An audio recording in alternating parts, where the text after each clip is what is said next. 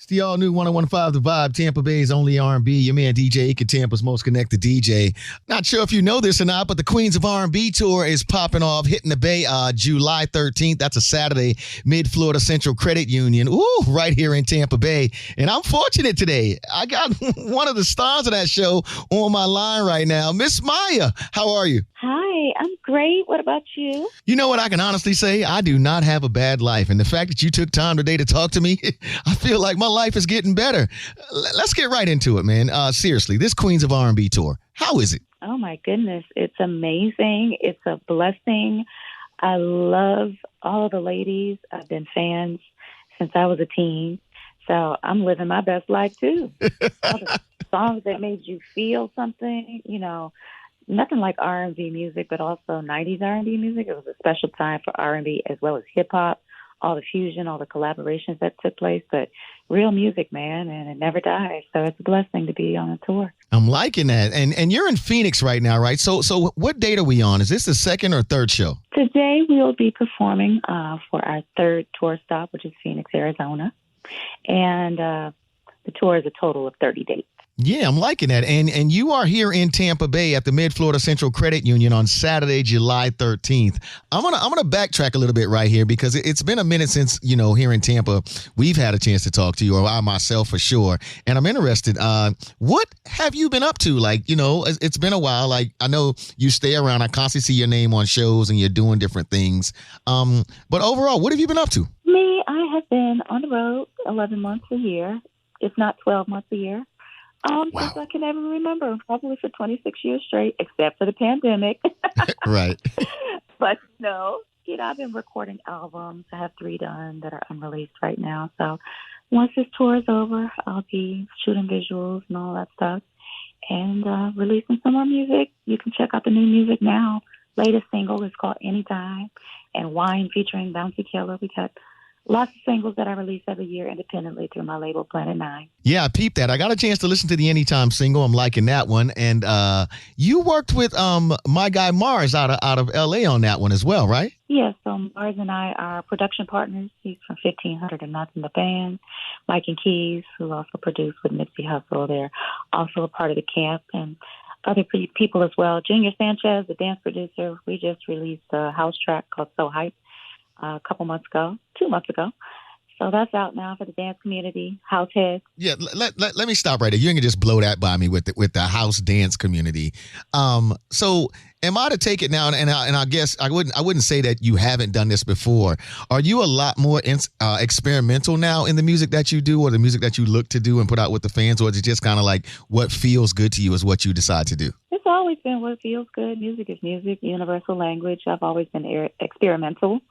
So I've always played with remixes, dance music, EDM, a lot of the LGBTQ mixes and DJs I work with, reggae, calypso, soca, dance hall. It kind of goes however I feel. Right. And yeah, R&B is always my core, though. Right. Very, very cool. It's something special about this tour that we have here, right? This Queens of R&B tour. And looking back, not saying that it's never happened, because I know I'd be amiss if I said that, right? But looking at the state of music today, right? And I bring this example up a lot, right? I really feel like that we missed with Cardi and Nicki, right? Because I feel like they were so big at the time, and I was always saying, like, it always feel like we gotta have like women beef, and there could never be just one. There can never be multiple women at the top, especially when it comes to hip hop, more so than I would say the R&B lane, right? And I feel like we really missed when it was like they were on top, and how many of the up and coming rappers that could have gone on the road with them. When you look at what you guys are doing, and like you said, how great it's making you feel. Why do you think that it's so hard for us to get these kind of tours out there where you would say, because I feel like you feel R&B is so dope and in such a great place right now. It shouldn't be hard to get 5 dope female acts on a road and say, let's go. No, it's never hard. It's more so about timing. It's more so about teams, where they are in their lives and careers. Some people are on nonstop tours and festivals and pre-booked before, you can even think about booking anything last minute. So it sort of has to be planned out sometimes a year to 2 years to 3 years in advance. Some people are having babies. It truly depends on a lot of components. Team, timing, venues that are available, and obviously the booking, the promotion, the marketing, and the budget. Right. there are a lot of different aspects to making anything happen, even if it's just for one song. And, the fans don't understand that or see that, and nor do they even have to care. But a lot of things happen behind the scenes for anything to be received publicly. Yeah. Something else I'm peeping on your calendar, and I'm not sure if you've done this before, but I'm seeing that you're going to be at the Essence Festival this weekend. Yes, I will be at Essence performing at the AT&T's Dream in Black, as well as an after party, which is the finale party on July 7th with D Nice and Kenny Burns, who's hosting the event at the Fillmore on July 7th. And there's also a series of other events taking place that day. So those will be posted to my website once they're finalized on July 7th. How special is it to be a part of an event like that, knowing what Essence means to like this community and just the history of the Essence Festival? Well, they're celebrating their 30th anniversary this year. So it's, of course, a milestone. And to represent for the culture, Black culture, and the community is very important. And it's always a privilege and an honor to be a part of that, because it's your people that have been with you every step of the way are still part of you. And we lift each other up. Also, there's lots of connections that you can make, whether you're a vendor or an entrepreneur, anything, in all aspects of business and branding. And lots of entertainment, of course, panels, and a place to learn, a place to connect, a place to just be together and exchange energy and information. Sounds like a super dope time to me. I ain't gonna hold you up too much longer, but I definitely wanted to ask you this, because you're a veteran in this game, and I mean that in a good way and respectfully. Let's get that, be clear with that. In the era that you came up in, right, which I was there for a lot of that, the Best of Me records, all the records, that the Case of the X records, and shouts out to my girl Tracy Hale. I know we got that name in common. You remember Tracy Hale? Yeah. You see, I know some names, Maya. I know some names. My girl.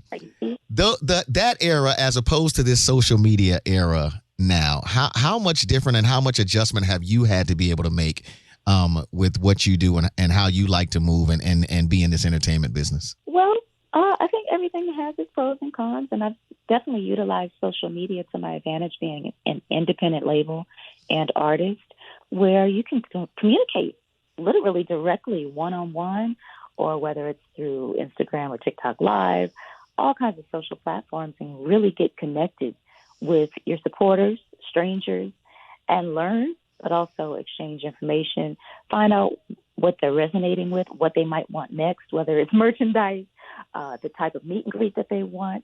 You're listening because you have voices that you can connect with.